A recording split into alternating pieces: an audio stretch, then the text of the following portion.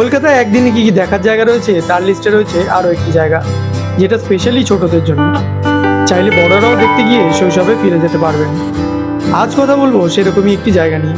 হরেক রকমের পুতুল কিনতে পাওয়া যায় মেলায়, এছাড়াও আরও পুতুল দেখতে চলে এসেছি ছোটোবেলায়। হ্যালো গাইস, সবাই ভালো তো? নতুন একটা ভিডিওতে তোমাদের স্বাগত।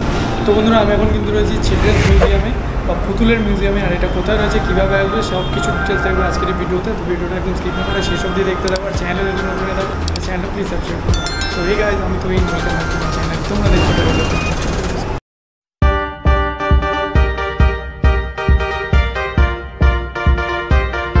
তো বন্ধুরা, প্রথমে তোমাদের বলে দিই তোমরা এখানে কীভাবে আসবে। এখানে আসার জন্য তোমাদেরকে আসতে হবে এক্সাইড মোড়ে নেমে জাস্ট 1 মিনিট বা 2 মিনিটের হাঁটা পথ।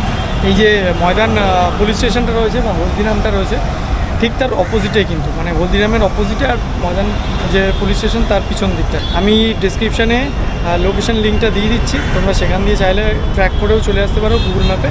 এখানে টোটাল 96টা দেশের পুতুল রয়েছে, যার সংখ্যা প্রায় 1100-র উপরে। টিকিট কেটে চলে এলাম ফার্স্ট ফ্লোরে। ফার্স্ট ফ্লোরে উঠেই সামনে প্রাইজ সাজানো রয়েছে।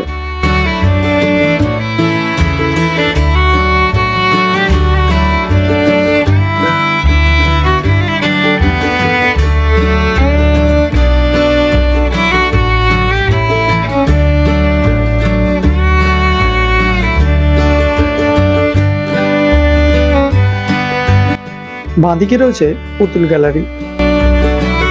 চারিদিকটায় নানান দেশের নানান রকমের পুতুল দিয়ে সাজানো রয়েছে।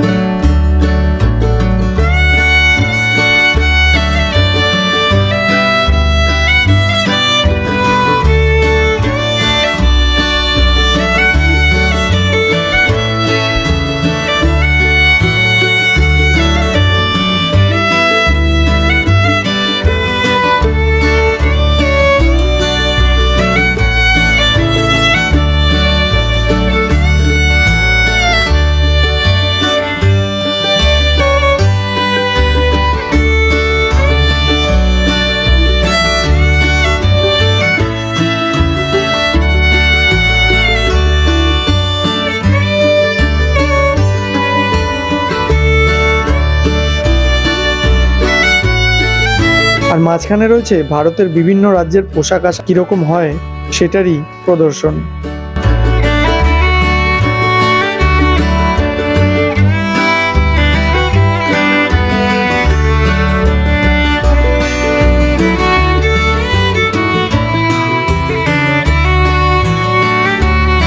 একদিকে কিছু জাপানিজ পুতুলও দেখতে পেলাম।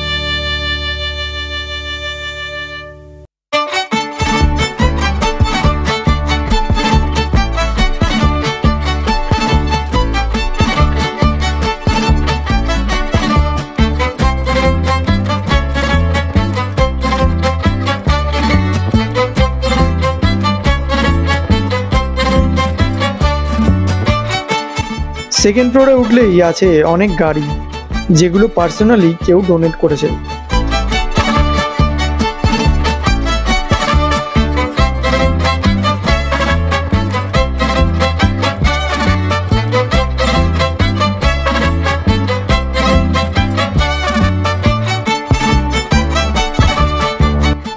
বাঁদিকে রয়েছে আরেকটা পুতুল গ্যালারি।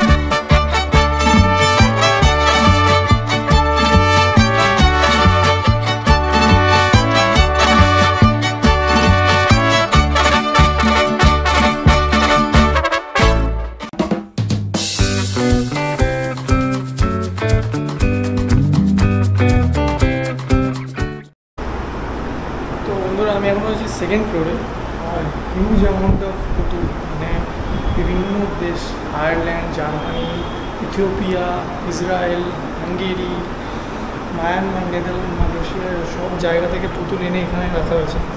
মানে হিউজ অ্যামাউন্ট অফ পুতুল, এরকম পুতুল কোথাও দেখতে পাবে না কলকাতার এই জায়গাটা ছাড়া।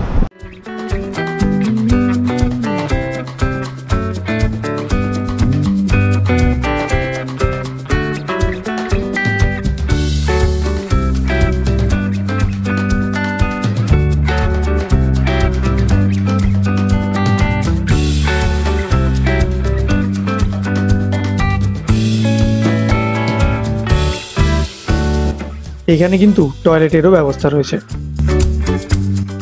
এবার চললাম ডান দিকের ঘরে। এই ফ্লোরের ইন্টারেস্টিং পার্ট হচ্ছে এই মহাভারতের গ্যালারি। মহাভারত কীরকমভাবে হয়েছিল পুরো স্টোরিটা দেখতে পাচ্ছ।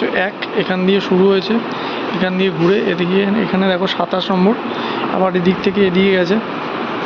দেখাই তোমাদের ব্যাপারটা, এই যে এখান থেকে এরকম গেছে পুরো গিয়ে গিয়ে গিয়ে গিয়ে গিয়ে গিয়ে এখানে 61, এই যে 61-এ এসে শেষ হয়েছে।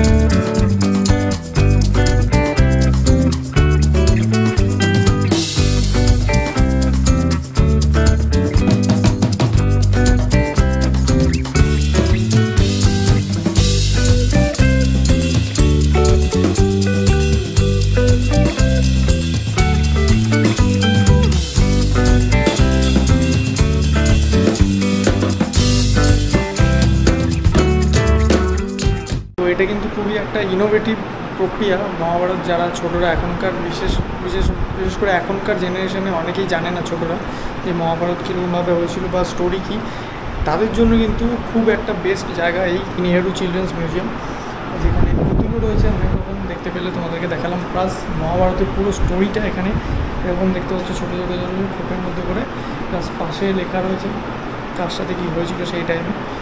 অসাধারণ অসাধারণ জাস্ট। তোমরা যারা এখন আসোনি, বাচ্চা থেকে বয়স্ক সবাই চলে আসো আর দেখে যাও, ঘুরে যাও, খুব ভালো লাগবে। আমার তো এই জায়গাটা এসে স্পেশালি খুব ভালো লাগছে। নিচে পুতুলগুলো দেখলাম সেটা তো ভালোই ছিলই, বাট এই জায়গাটা আউটস্ট্যান্ডিং জাস্ট।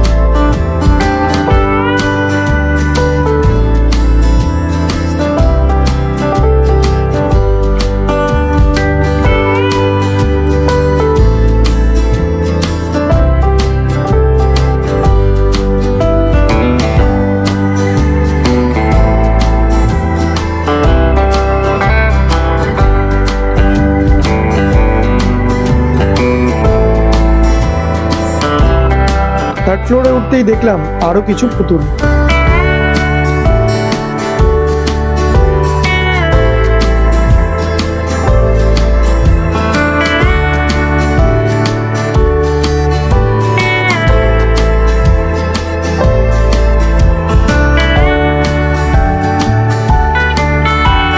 চলো আবার এই দিকটা, বাঁ দিকটা আগে যাই, তারপরে ওই দিকটা যাবো ডান দিকে। বাঁ দিকে রয়েছে আরো একটি পুতুল গ্যালারি। এখানের ডলসগুলো একটু আলাদা রকম, পুরো হোয়াইটের ওপর বেস করে।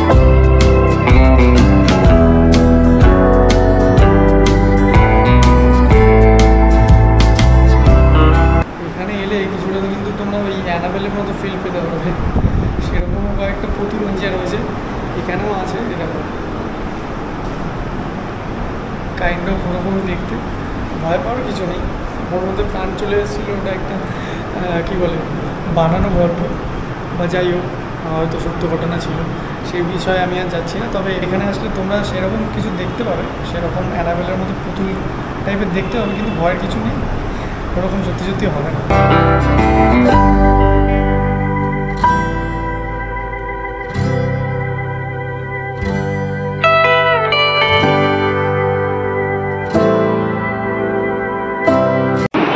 এখানে মাঝখানে যে সেকশনটা দেখছো, এখানে সাউথ কোরিয়া, ওই পারে তো তোমার নর্থ কোরিয়া আর নর্মাল কোরিয়ান সব ডল এখানে রাখা রয়েছে। পুতুল গ্যালারি ঘুরে এবার ডান দিকে চললাম রামায়ণ গ্যালারির দিকে। এর আগে সেকেন্ড ফ্লোরে গ্যালারিটা যেরকম তোমাদের দেখালাম যে মহাভারতের পুরো স্টোরিটা দেখানো হয়েছে, এখানে রয়েছে আমি এখন থার্ড ফ্লোরের ডান দিকে সিঁড়ি উঠে উপরে যে জায়গাটা তোমাদের দেখালাম চাইনিজ ডলগুলো, বাঁ দিকে তোমার কিছু ডলস রয়েছে, ডান দিকটায় এইখানে ঘুরে কী রয়েছে না, পুরো রামায়ণের স্টোরিটা সেমভাবে যেরকমভাবে নিচে তোমাদের দেখালাম এরকম সেমভাবে রয়েছে পুরো রামায়ণের স্টোরিটা। এইখানটা থেকে শুরু হয়েছে, এদিক থেকে গেছে এগিয়ে গিয়ে আবার ওই পারটায় আরও আছে, এসে ওখান দিয়ে এসে এখানে শেষ। এই যে এরকমভাবে গেছে পুরো রামায়ণের স্টোরি। হনুমানকে ধরে নিয়ে এসেছিল, রাবণ বসে রয়েছে।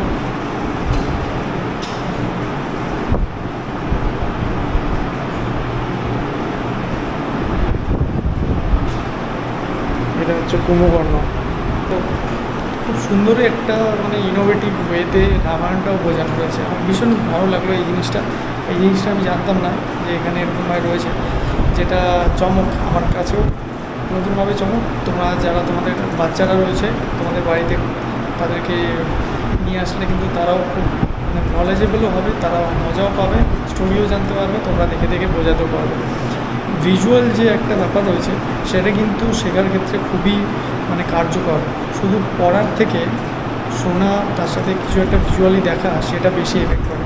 সুতরাং টিভি বা ট্যাবলেটে বা ফোনে তো আমরা দেখি, বাট এইখানটা এলে একটা অন্যরকম ফিল পাবে। তো তোমরা যারা এখনও আসোনি, চলে আসো, দেখে যাও, অসাধারণ লাগবে। আমার তো হেভি সুন্দর লেগে গেছে।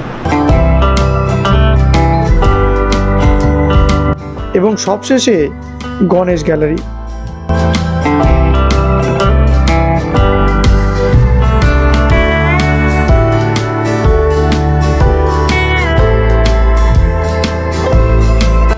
গণেশের মূর্তি কত রকমের হয় এখানে না এলে তোমরা বুঝতেই পারবে না।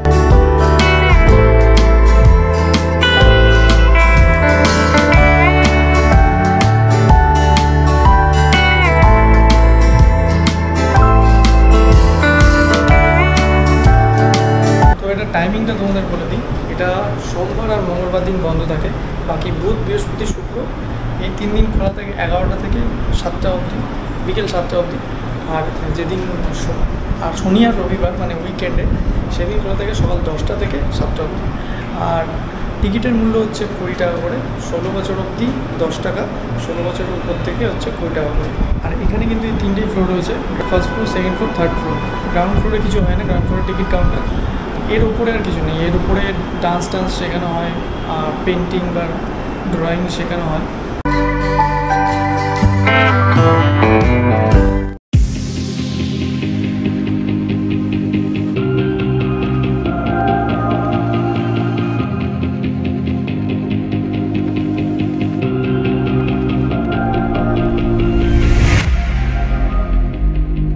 আজকে ভিডিও এই অবধি। ভিডিও যদি ভালো লাগে থাকে তাহলে একটা লাইক করে দিও, বন্ধুকে শেয়ার করে দিও, আর কমেন্ট করে জানিও কীরকম লাগলো তোমাদের আজকের এই ভিডিওটা। দেখা হচ্ছে নেক্সট ভিডিওতে নতুন কোনো জায়গা নিয়ে। ততক্ষণের জন্য keep travelling, keep coding, stay.